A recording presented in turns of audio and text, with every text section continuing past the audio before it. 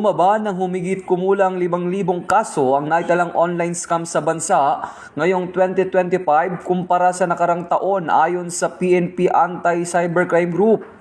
Ayon kay PNP ACG spokesperson Police Lieutenant Wallen May Arancillo, na mula Enero hanggang kalagitnaan ng Disyembre 2025, nasa 9,834 na kaso ng online scam ang nai-report. Mas mababa kaysa sa 14,529 na kaso sa kaparehong panahon noong 2024. Ayon sa PNP ACG na marami pa ring insidente ang hindi naiulat, lalo na kung maliit lamang ang halagang na scam.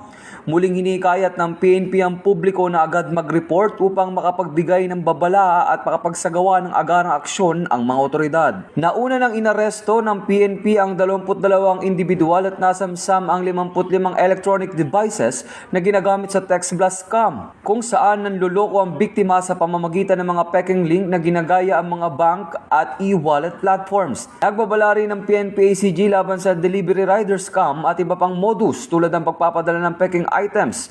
Pinayuhan ng publiko na huwag basta mag-click ng kahinahinahang links, huwag mabigay ng personal at financial information at tiyaking lehitimo ang seller bago magbayad. Ito ang bagong PNP para sa bagong Pilipinas, serbisyong mabilis, tapat at nararamdaman.